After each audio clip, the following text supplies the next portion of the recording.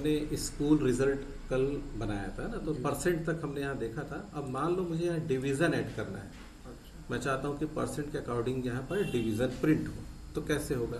तो मैं यहाँ पर टाइटल दे देता हूँ इसका फील्ड नेम डिवीज़न, और यहाँ पर फार्मूला बनाता हूँ इक्वल टू, इफ स्टेटमेंट वही लगेगा, कंडीशनल स्टेटमेंट, इफ K2 क्योंकि इसी एड्रेस पे क्या है, परसेंट है, K2 ग्रेटर देन मतलब बड़ा या बराबर होता है 60% के, तो क्या प्रिंट होगा?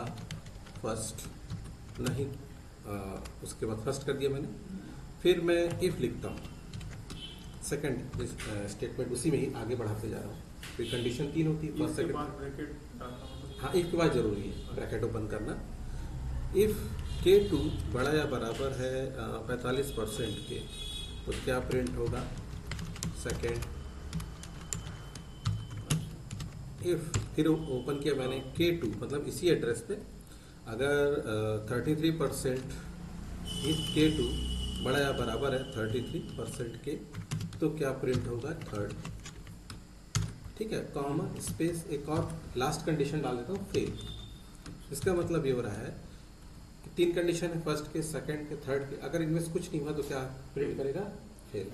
ब्रैकेट मैं बंद करता हूँ, 3 ओपन किया था तो 3 ब्रैकेट बंद करना पड़ेगा। अच्छा, ऐसा रहता है। एंटर किया।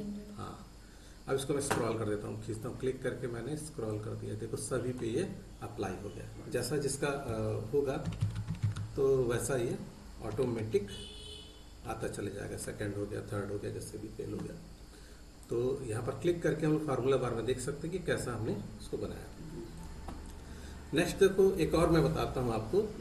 जैसे कि एक टेबल है, यहाँ पर मैं कुछ नंबर्स लिखा, मैं ये नंबर है और ये कैरेक्टर वर्ड है मतलब, फिर एक नंबर है, यहाँ पर स्पेस है, यहाँ पर फिर वर्ड है, नंबर है, कहीं पर स्पेस है, ठीक है, फिर एक नंबर है, यहाँ पर वर्ड है, ऐसा करके ये 3 लाइनें मैंने इस तरीके से लिखा मैंने। ठीक है, यहाँ बॉर्डर बना देता हूँ ताकि आपको समझ में आए कि इतने एरिया में लिखा होगा। यहाँ पर मैं अभी इफ स्टेटमेंट बताया हूँ आपको, 3 अलग अलग मैं यहाँ पर एक फार्मूला बताता हूँ। एक बताता हूँ काउंट,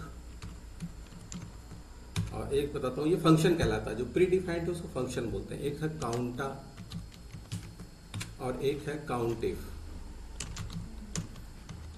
ठीक है, या इसको काउंटिव ना करके अभी अपन काउंट ब्लैंक कर देते हैं, वाला देखते हैं, COUNTBLANK। ठीक है, ये 3 अपन देखते हैं फंक्शन कैसे काम कर रहा है। यहाँ पर मैंने देखो एक कुछ सेल में मैंने लिखा है और मैं काउंट करना चाहता हूँ कि यहाँ कितने वर्ड हैं या कितने नंबर हैं या कितने ब्लैंक है। तो is equal to COUNT count. ये देखो ये ना फंक्शन पहले से दिखता है, आप चाहो तो इनमें से ले सकते हो ऐसे क्लिक करके। ठीक है, और फिर एरिया आप ऐसे सेलेक्ट कर लो, ब्रैकेट को कर दो बंद, एंटर करो। ये बता रहा देखो कितने नंबर हैं, 1 2 3 4 5 और 6। अब काउंटा करते हैं, इक्वल टू COUNTA काउंटा। ये होता है ना, आप चाहो तो ऐसे करके ना ऐसे ले सकते हो और टैप कर सकते हो, तो वो भी हो जाएगा। और इसको सेलेक्ट किया हमने और ये ब्रैकेट को हमने कर दिया बंद, एंटर किया। ये बता रहा है 8 आपने वर्ड लिखे, 1 ये काउंटा जो है कैरेक्टर को, नंबर को, सबको गिन रहा है ना। कॉमा स्पेस करेंगे उसको भी गिनेगा, हर चीज, हाँ सब चीज को गिनेगा। जैसे यहाँ पर मैं कॉमा कर दूं, देखो इसको भी गिन लेगा। काउंटा में देखो 9 हो गया। हाँ, इस ब्लैंक को नहीं गिन रहा, ब्लैंक को गिनवा देते हैं। तो ब्लैंक, ये काउंट ब्लैंक अपन इसको कर लेते हैं, फंक्शन को यूज करके देखते हैं। Is equal to COUNT count और ये ब्लैंक, इस फंक्शन को लिया मैंने और ये एरिया ले लिया जो टेबल का मैंने, ब्रैकेट को बंद किया। तो ये जितने ब्लैंक सेल है उतने को ये काउंट करके बता रहा है कि कितने ब्लैंक सेल हैं, 2 ब्लैंक सेल हैं। यहाँ पर ये दिखा रहा है, देखो ये एक ये ब्लैंक है और ये एक ब्लैंक, यहाँ 2 आ गया। ठीक है, तो ये 3 हमने फंक्शन देखा। अब एक और टेबल बनाता हूँ। देखो मैं यहाँ पर एक टेबल बनाता हूँ कि यहाँ पर एक शॉप है और ये शॉपिंग लिस्ट है, मान लो ये सेल्समैन का नेम है, सेल्समैन, या नेम कर देता हूँ नेम, और ये सेल अमाउंट।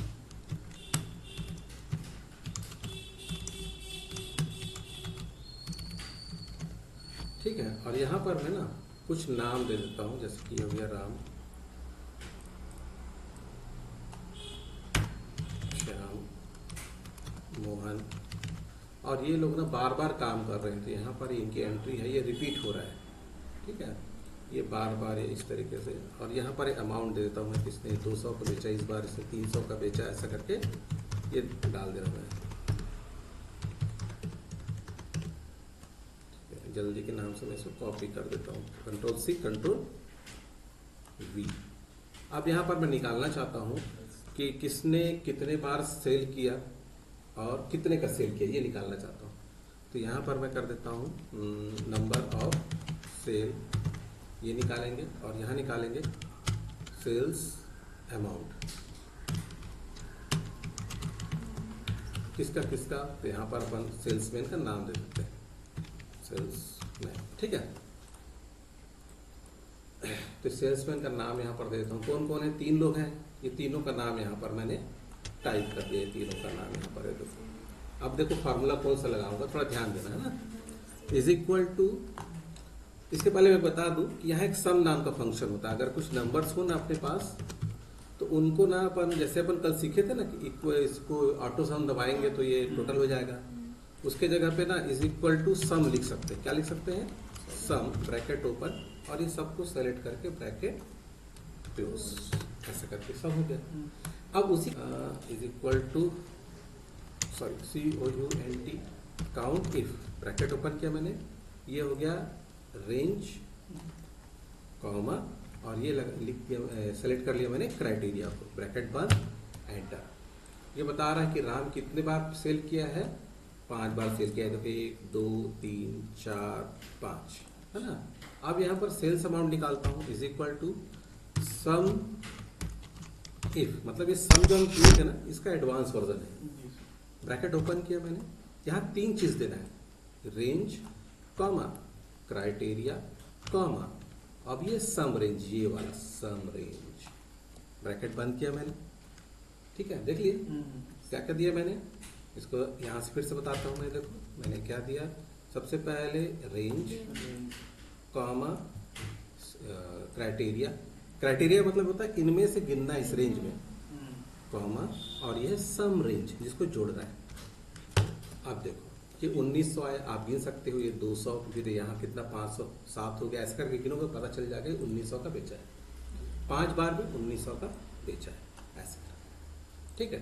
तो इस सेल्स टेबल से अपने को समझ में आया कि 2 फार्मूला जो का सम इफ और काउंट इफ, उसके साथ मैंने सम के बारे में भी बताया आपको, ठीक है।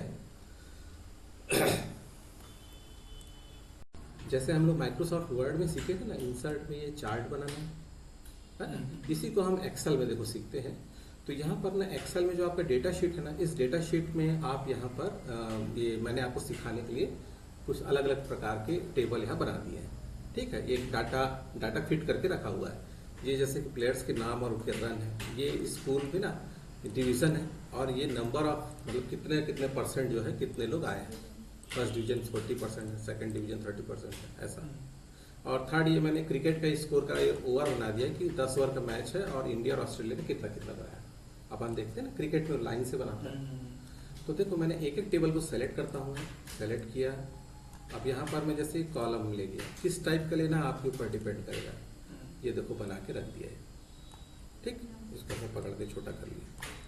सेकंड में यहाँ पर इसको डिवीज़न जो स्कूल का रिजल्ट है उसको सेलेक्ट किया मैंने, इंसर्ट में गया, इसको मैं पाई ले लेता हूँ, किस टाइप का लेना है, जैसे ये वाला पाई ले लिया मैंने, ये पाई के शेप में बना के रख दिया, ठीक है। तीसरा मैं इसको देखो सेलेक्ट कैसे करते हैं, ऐसा पूरा सेलेक्ट करना है ना, सेलेक्ट करने का तरीका बताया था मैं, ये सेलेक्ट कर लिए। और इस बार मैंने ना यहाँ पर ये लाइन से ले लिया, ये कौन सा लेना है आप यहाँ पर टाइप सेलेक्ट कर सकते हैं। उसके बाद इसकी थोड़ी फॉर्मेटिंग कर लेते हैं, सीख लेते हैं। जैसे हमने ये सेलेक्ट किया इसको, और यहाँ पर ना लेआउट में चलते हैं। जब इसको सेलेक्ट रखेगा ना तब आएगा लेआउट, तो सेलेक्ट रखेंगे लेआउट आएगा, इसमें से हम इसको टाइटल दे देते हैं, ये चार्ट टाइटल दे दिए, जैसे कि अबव, तो यहाँ पर टाइटल दे सकेंगे, जैसे बिलो कर दिए, या फिर ये लेबल दे दिए, शो करो, ये लेबल शो कर रहा है, ठीक है। ये पाई में गया मैं, और डाटा लेबल में गया, यहाँ पर इनसाइड देना है कि आउटसाइड देना है, लेबल किधर देना है, ठीक है। और ये मोर डाटा लेवल में जा करके ना यहाँ पर मैं वैल्यू की जगह परसेंट में शो कर देता हूँ, तो परसेंट में शो करेगा, ऐसी परसेंट बनाए ना 40% 30%, वैसे थर्ड में लाइन चार्ट में जाता हूँ और यहाँ पर मैं लेबल या जिस टाइप का देना है मेरे को, है ना, डाटा शो करना है तो ये डेटा भी शो करेगा इसके साथ में टेबल बना करके। बहुत सारी चीज़ें हैं, टाइटल वगैरह देना है तो अपन टाइटल दे सकते हैं, कहाँ पर देना है टाइटल इसका, तो टाइटल इसमें टाइप कर पाएंगे, क्रिकेट स्कोर है करके, ठीक है। तो जिस प्रकार का टाइप करना हो, जिस प्रकार का देना हो, ठीक। तो ये क्या बन गया, चार्ट बन गया।